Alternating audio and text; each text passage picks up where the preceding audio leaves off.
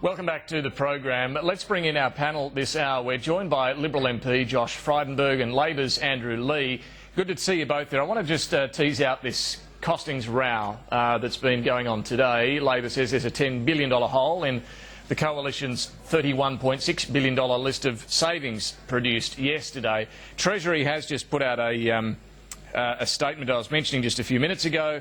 It says that the government submitted these policies before the caretaker period. There's nothing unusual about that. It says that different costings assumptions, such as the start date of a policy, take-up assumptions, indexation and so on, will inevitably generate different financial outcomes. It goes on to say the financial implications may differ depending on whether it's an underlying cash balance or a fiscal balance basis, which seems to be a big difference here.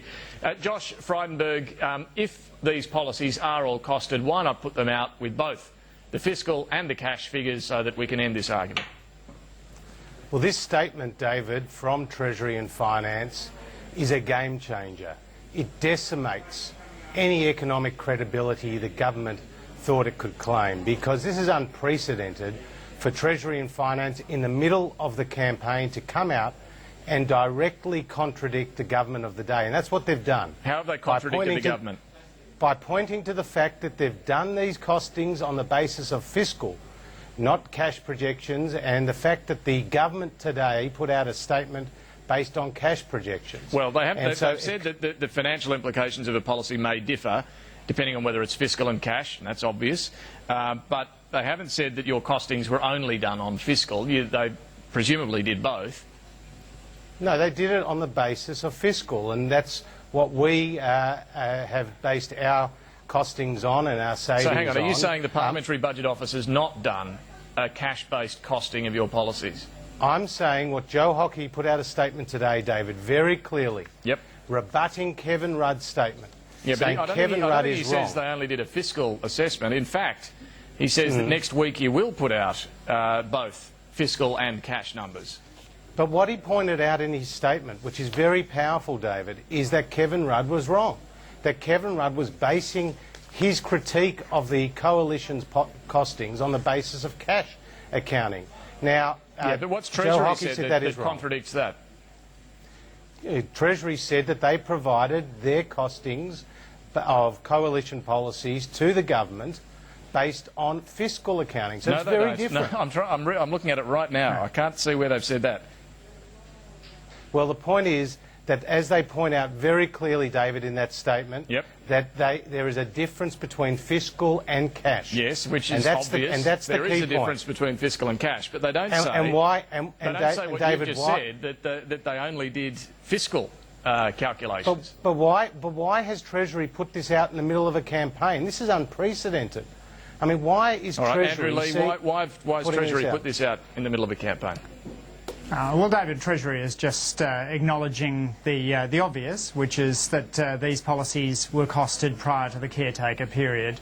That's perfectly usual. That certainly happened under the Howard government during a time when Josh was a Howard government advisor. So why have they had to put out this statement? Well, they're just making sure that everybody is aware that these costings weren't done during the caretaker period. Because we know that the Coalition are looking for absolutely any excuse to avoid complying with Peter Costello's Charter of Budget Honesty. We shouldn't be having this debate, David. The Coalition should have been treating the Australian people like grown-ups and doing what oppositions did in the 2007 and 2010 election. Every time you bring out a policy, you say how you're going to pay for it. One by one, policy by policy. That's not what you did. Absolutely, it is what we did in 2007, Josh, and frankly it's what your team did in 2010. The problem for the Coalition at the moment is that they are in this desperate hole. They have the big giveaway to big miners, they have the giveaway to the most affluent parents, they want to give the private health insurance reback to millionaires. We could go through all the policies, but Josh and that leaves them in the situation of being scared. Let me just ask this question again, Josh Frydenberg. Why not put out, if they have been costed, why not put out the costings? Because we will put out the costings. We've already put out $31 billion. But we've already put out $31 billion worth of savings, and but not on the costings. You haven't put out. Well, we've put out where we're going to find put them out.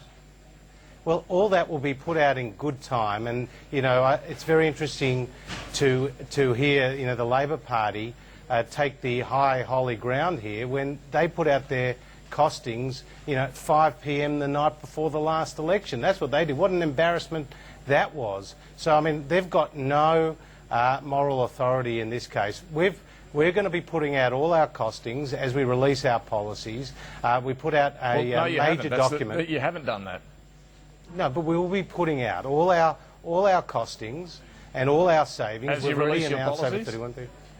We've released some policies, and we've said they'll all be fully funded and fully costed. I mean, we've submitted over 200 policies to the Parliamentary Budget Office. This is a government creation that we're using appropriately. Okay. We've also got three very distinguished former public servants who have critiqued the integrity of our costing process Andrew and Leigh, given it the tick. When they do come out, the coalition numbers next week, and I want to move on from this, but when they do all come out next week, there is more integrity around this process now, isn't there? There is the Parliamentary Budget Office. It's looked at all of this, costed these policies, and then this eminent panel of three eminent Australians over the top of it.